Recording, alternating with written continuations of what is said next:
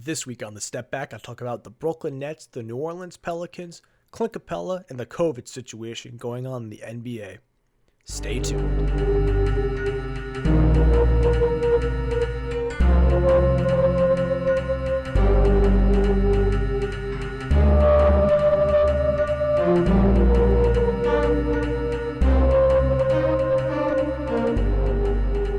Welcome to the Step Back. I'm Andrew. Let's get right into things. So the first team I'm going to start off talking about this week is the Nets. I talked a lot about the Nets and the Rockets last week with the whole James Harden trade. But now that the team has kind of had time to settle in, get to know each other, build a little bit of chemistry, I want to talk about how things are going for them. I think overall, their offense looks rock solid.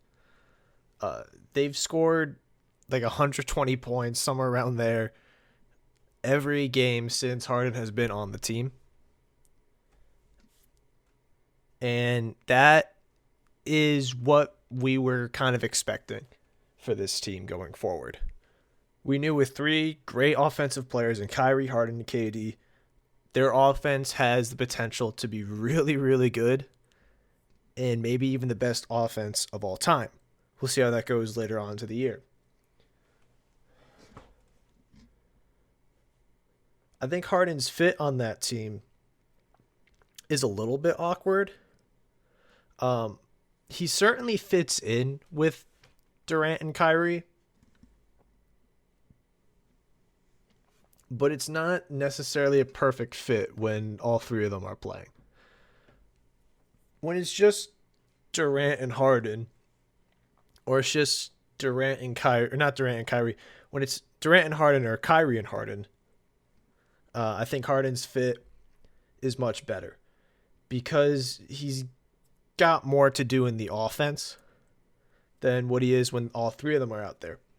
When all three of them are out there, Harden's the one that is taking the step back. You see, like Harden, he brings the ball up the court, and then he's the one to initiate the offense. And usually it's Kevin Durant or Kyrie Irving so far that have been the ones scoring. And coming from someone who's been watching James Harden for the last 8 years, has seen what he's been doing for the last 3 years where he's been the best scorer in the game, it's strange to me that he's not more aggressive than what he's been. Well, when I've watched every single Nets game since the trade happened, and when I watch Harden on offense, he seems too pass happy. I don't know if that's the right word.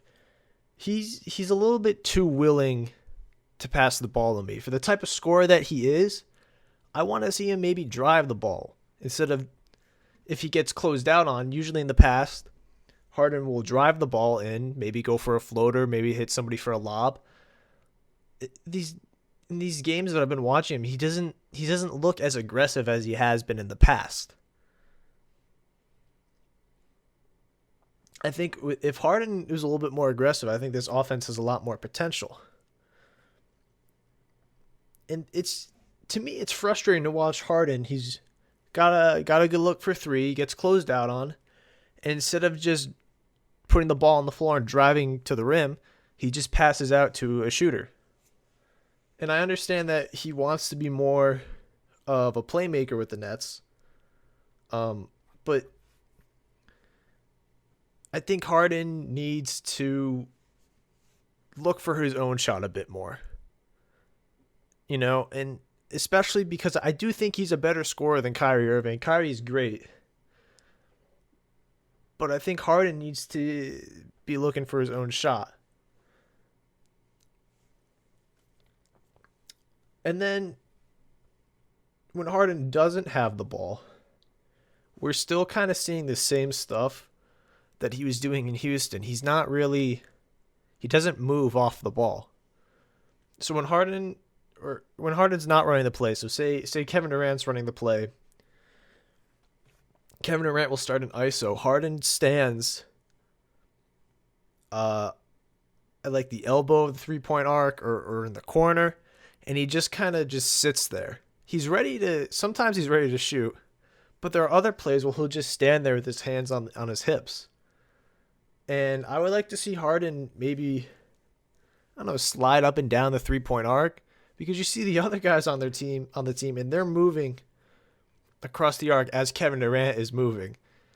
And sometimes Harden's getting in the way of the other guys. So I'm not really sure how Steve Nash is going to handle this going further.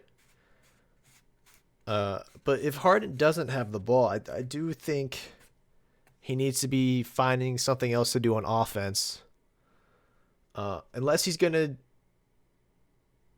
try a little bit harder on defense, then he needs to find something to do on offense. And now that I mentioned defense, though, this is the one area where the Nets are god awful.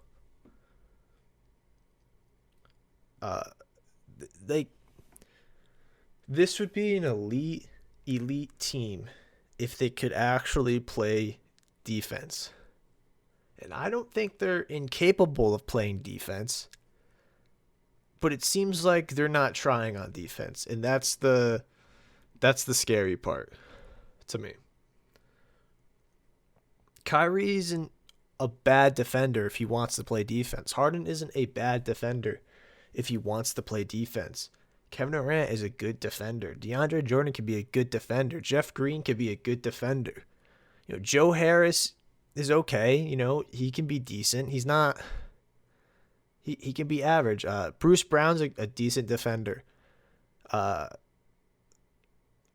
Cabarrot, he could be a good defender.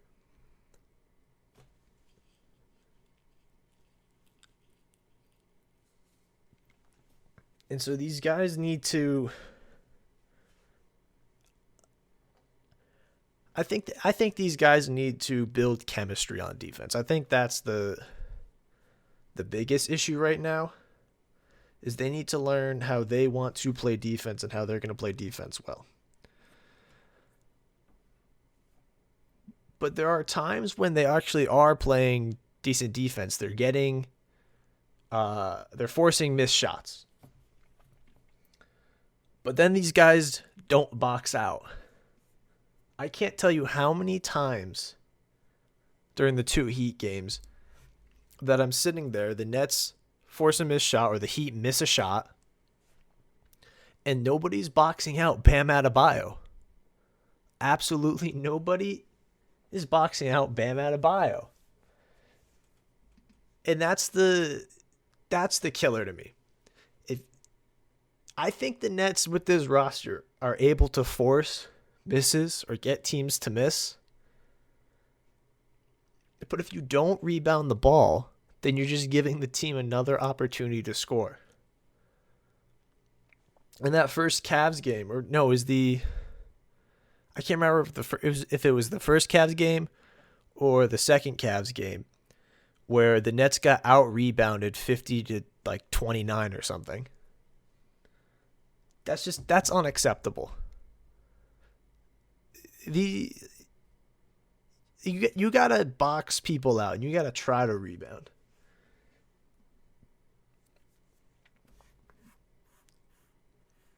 Right? And they've played six games since the Harden trade. And each game they've played, they've given up 120 points, somewhere around there, except for the Heat game on Monday night, where they only gave up 85, 88, 89 points, somewhere around there. I think it was 85. But that game was on pace for the Heat to score 100 points. And that's a depleted Heat team. Granted, the Nets only scored 98 points on Monday, but still, to me, it seems like they need to put more effort into rebounding the ball than anything. But I guess there are potential trades that they could make to maybe shore up their rim protection a little bit, maybe shore up their rebounding. Um,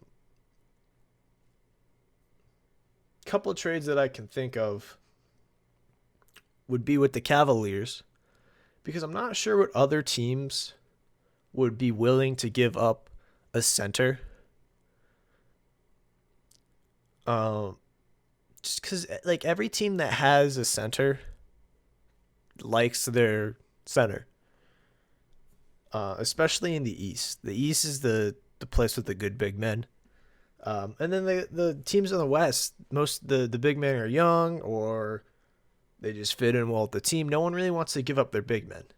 And the Cleveland is the only team that has a plethora of decent big men. And so the most realistic trade I can think of would be for JaVale McGee. uh, McGee's got a pretty cheap contract, uh, and they really wouldn't need to give much up to get him, considering now that Cleveland has like 17 centers on the roster. And McGee would help a little bit with that rim protection and a little bit with rebounding. Even if he's just boxing guys out, that'll help with their rebounding. And it would give the Nets another option for when DeAndre Jordan goes to the bench to put out another big man on the floor. And so I think that's probably the most realistic option. It's also been reported. I don't know how reliable this report is, though. It's been reported that the Nets are looking into JaVale McGee.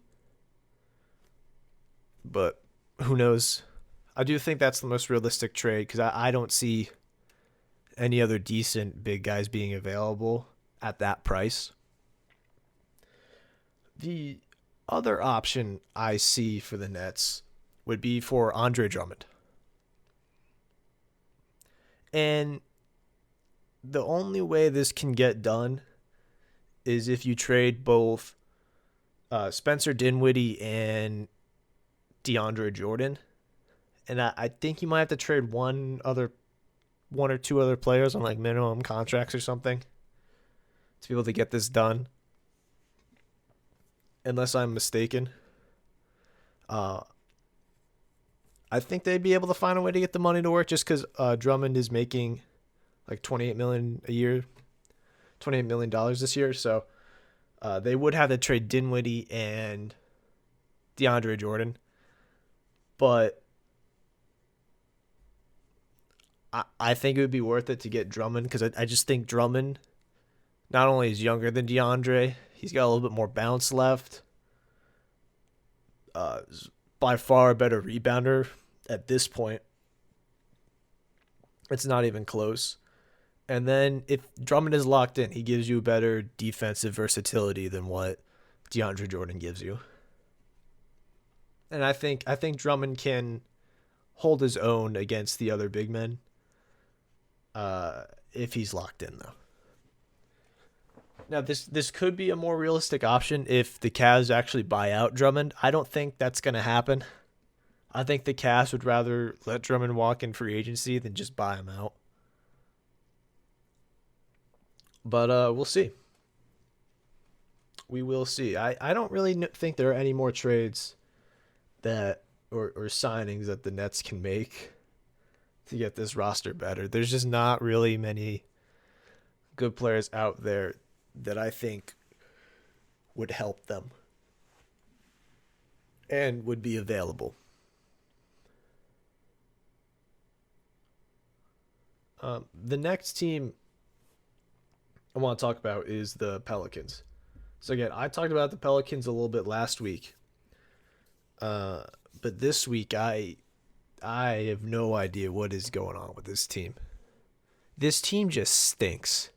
They had a nice start, but since like a 4-1 start, they have only won one game, and right now they're 5-10. This team just stinks right now. And I think a lot of that has to do with the fit of the players on that team. You have your core of Zion Williamson, Brandon Ingram. Those two players fit together.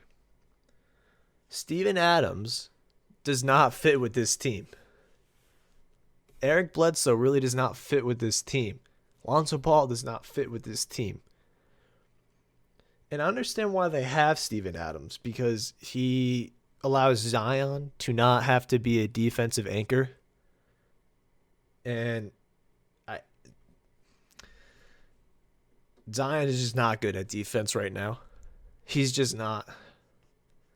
And Ingram should be better on defense than what he is this year. And to have those two guys, your star players, they need to try harder on defense and they need to play better defense. Now, I'm going to give Zion a little bit of a pass.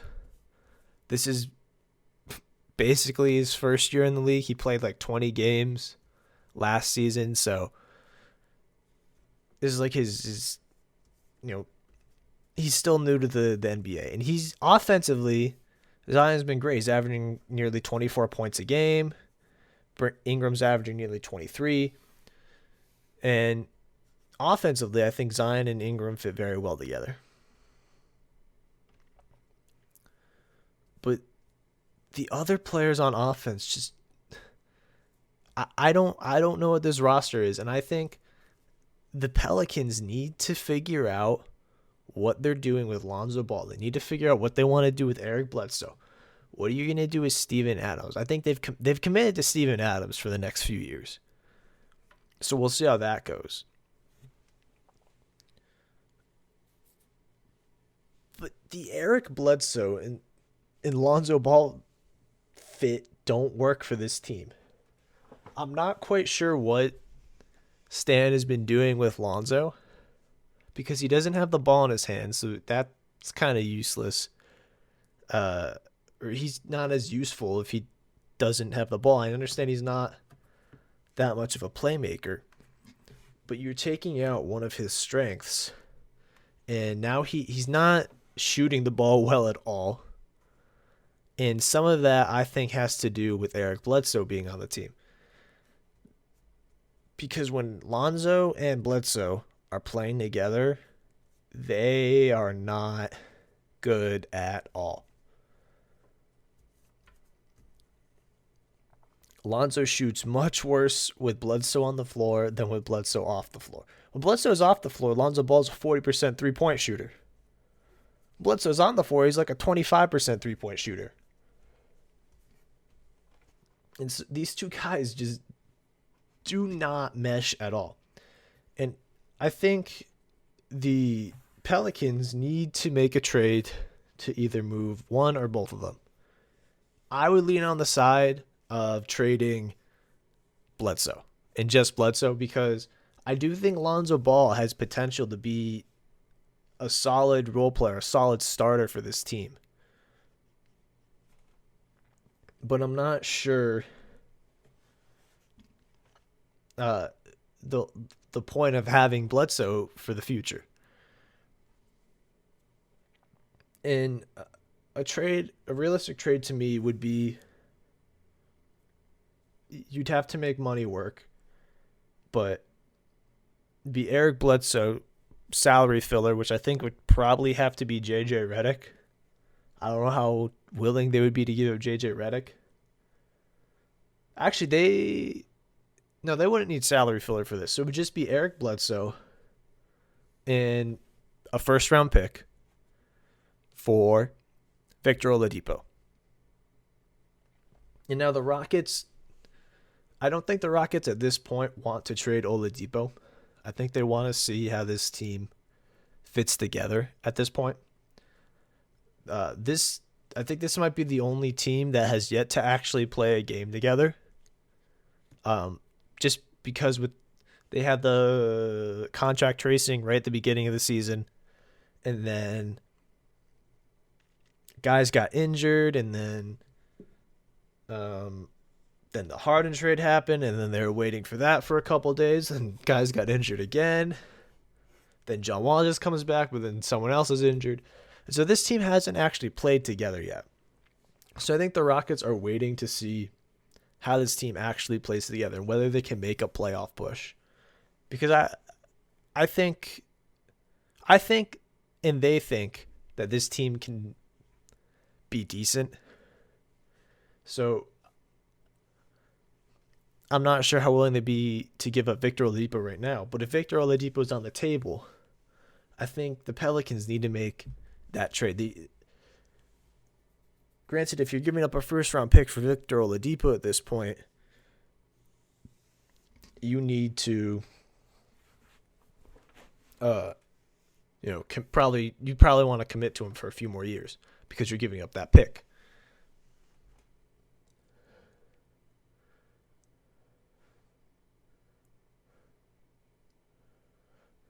Whether or not Victor Oladipo is on the table, I think you've got to move Bledsoe.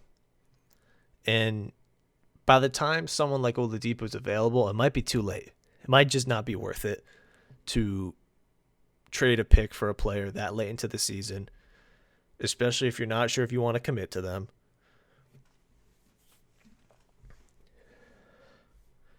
And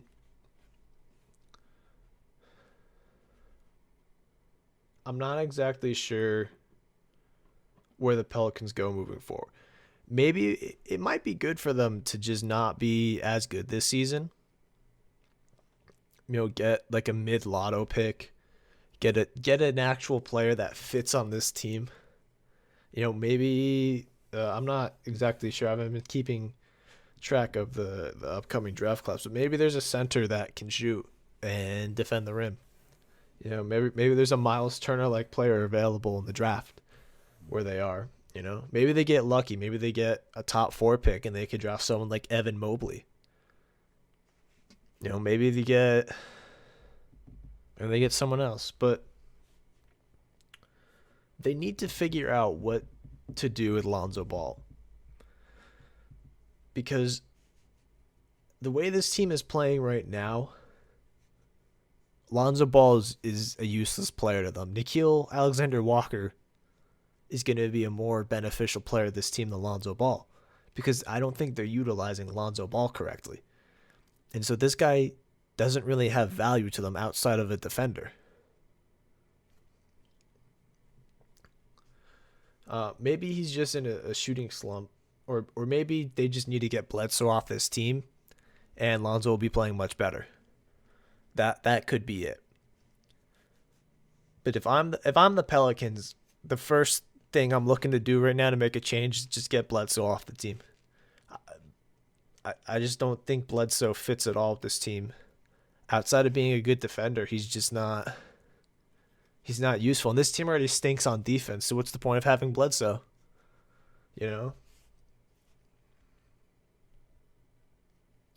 But I'm not quite sure what the Pelicans do.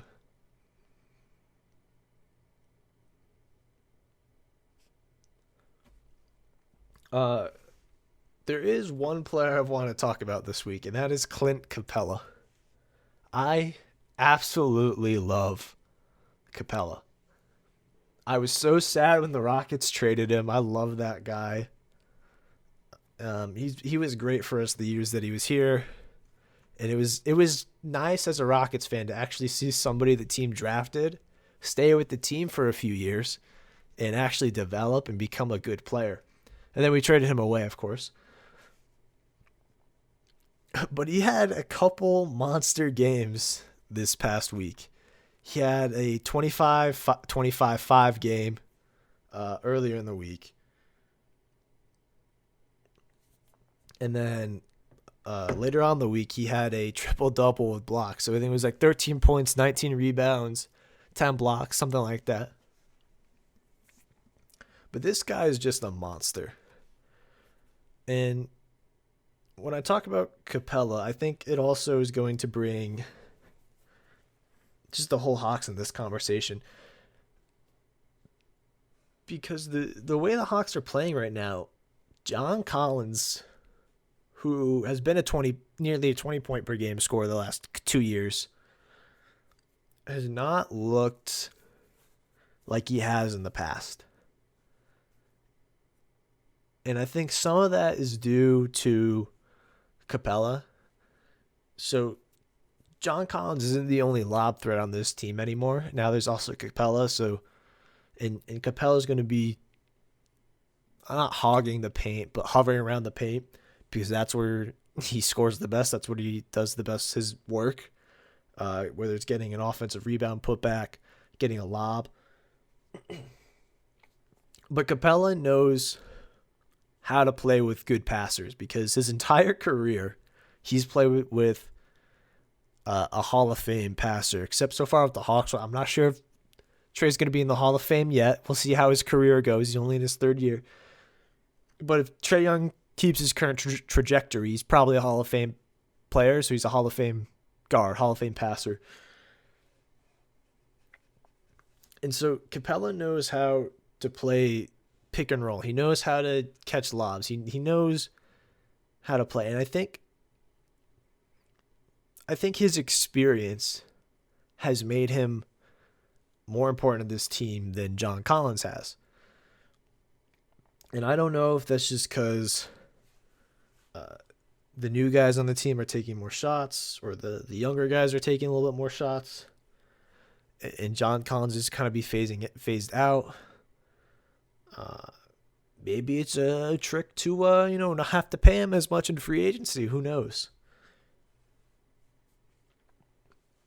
But I think Clint Capela is playing, I think, like their second best player this season. I think defensively, rebounding wise, he has been incredible for them. He's averaging like 14, 14, and 2. And I think he's been a bright spot and a consistent spot for this team that has been inconsistent. I think going forward, I want to monitor how Capela is doing. And this is a guy that a lot of people underrate because he was playing with Chris Paul, because he was playing with James Harden. And now that he doesn't have those two guys, I think Trae Young's a great player, but I don't think people value Trae Young like they were valuing Chris Paul and James Harden at the time. And this is a guy that a lot of teams, I think, wish they could have traded for. Last year he was injured. He wasn't really going to come back for the rest of the season. And it only took a mid first round pick to get him.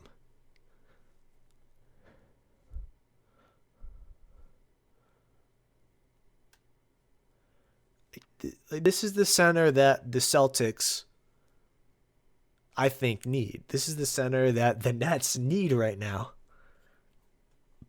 And a lot of teams just didn't take the opportunity, I think, to get Clint Capela. And I think it was smart on the Hawks to buy low on this guy and snag him. So we'll see how the Hawks are going forward. Right now, I think they're 8-8. I expect the Hawks kind of find their groove and definitely be in the playoff hunt. But they've been a little bit inconsistent. They've had like blowout wins and then they lose to bad teams, and I'm not sure what the Hawks are right now, so who knows? But I think the last thing I want to talk about this week is the whole COVID situation with everything. So the Wizards just played their first game in like 2 weeks, and I think they've had 6 games postponed.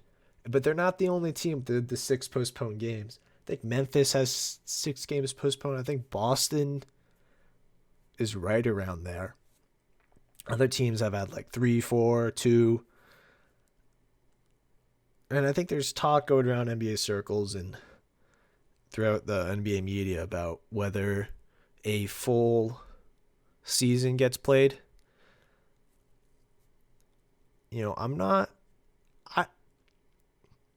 I think the NBA built enough time into the schedule for them to replay these postponed games. And I don't know that the NBA would just be postponing games if they didn't think they could replay them. I understand that a lot of these are, the teams don't have enough players, but I definitely don't expect the league to shut down at all, uh, especially with more and more vaccines probably getting rolled out. Um, and the other leagues, the MLB was able to get through their season, the NFL was able to get through their season, and we'll see how this goes going forward. I do not expect the NBA to shut down. I think there's too much money to lose, and that's the whole point why the season started when it did. I do not expect the season to shut down. I think if the NBA had to extend the season a little bit longer just to get these games in, I think they would. Maybe not even longer. Maybe just put some more back to backs in for these teams. But I definitely do not expect a league shutdown at all. We'll see. We will see. But as every week is going to go, it's time for power rankings. So just to recap, last week at number 1, I had Lakers, 2 Bucks, 3 Sixers, 4 Clippers, 5 Celtics/Pacers, 6 Celtics/Pacers. Got a tie there. 7 Nets, 8 Jazz, 9 Suns, 10 Blazers. So, this week, number 1, to nobody's surprise, the Lakers. This team had a little bit of a lapse against the Warriors where they blew a 20-point lead. Had a nice bounce back game against the Bucks, and then they've won their next 2 games. Still look dominant, still look like the best team in the league right now. Great chemistry. Really like this team. Number 2, I have the Clippers. This team looks much better than they did last season. They look much more consistent. Paul George is actually playing at an all-star level this season, I think. I don't think last year he was playing at an all-star level. Kawhi Leonard.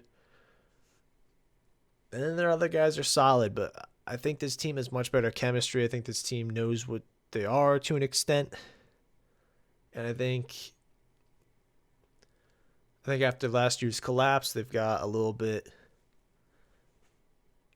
more. They know a little bit more of what to do. Number 3, I have the Sixers. Not much has changed for them, for me.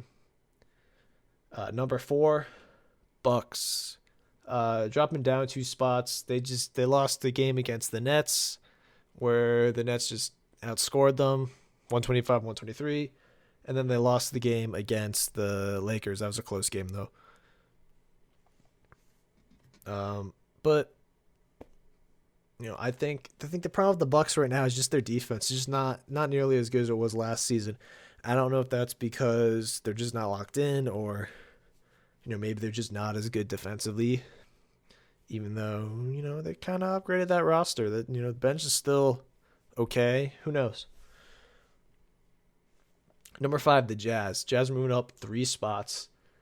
This Jazz team is really good. This is the Jazz team I expected last season. Conley's playing much better.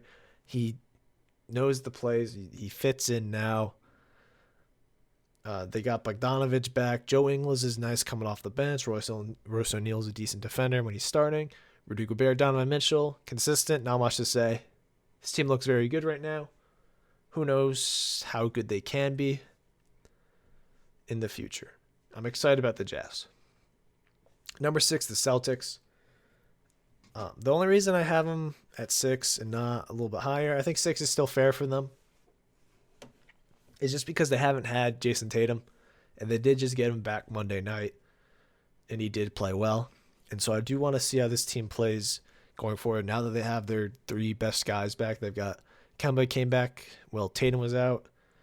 Brown's just been playing fantastic basketball all season. And then Tatum's back now that Kemba's back. So we'll see how the Celtics do going forward. 7, I have the Nets. I can't put this team higher. I think their offense is ridiculous, like I said. But I can't put this team higher until I see an improvement on the defensive end. All the other teams up here are better defensively than the Nets. 8, I have the Pacers. They did win a game despite Sabonis getting injured Monday night halfway through. They had a couple tough losses. I have faith in the Pacers, but if they're just going to keep getting banged up, I don't know how long they're going to be able to stay in the top 10, for me, at least. I'm not sure how long Sabonis is going to be out, if he'll be out at all. He's supposed to get an MRI Tuesday, so that'd be today. And I'm not exactly sure when, though. So hopefully he's good. Hopefully he can come back relatively soon. And Pacers can keep on going. 9, I have the Nuggets. They just got Porter Jr. back. But, not much has changed so far. Their defense is still Their offense is great still. Jokic is fantastic. No longer averaging the triple-double, though. A little disappointed about that. But I think with all these guys back, they can start getting some more wins. They had 2 nice wins over the Suns. So that definitely helped their case this week. At 10, I have Portland. Despite having an injured team, they've been solid still. They've won most of their games so far. So although they did have a tough loss against OKC last night, I do think Portland is 10 for me. So I guess the notable omission is that I no longer have the Suns in my top 10. And I think the Suns started very well. They're still in the playoffs, if the playoffs started today. But they haven't looked as good as of recent. I know they had to play the Nuggets twice. And one of those, Devin Booker had to sit out the entire game. And the first one, he tweaked his ankle or something at the end in overtime. And then it was a game they still could have won, but he couldn't be out there, so it was tough. I will say DeAndre Ayton has been playing much, much better, much more aggressive than what he was the past few weeks. So that's exciting to see. And I think once they get Booker back, they find that consistency again, and they can probably sneak back in here into the top 10. I don't think any other team I have on the outside is really knocking on the door. I still want to see some more consistency from the Warriors, because they'll have like a great, like they beat the Lakers and then they lose by 20 points to the Jazz. So I'm not really sure how I feel about the Warriors right now. And the Grizzlies, I'm still waiting to see how that team is when they're healthy.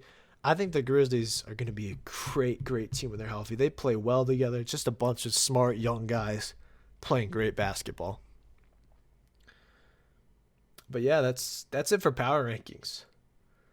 And with that, this has been the Step Back. I've been Andrew Martini. See you next week.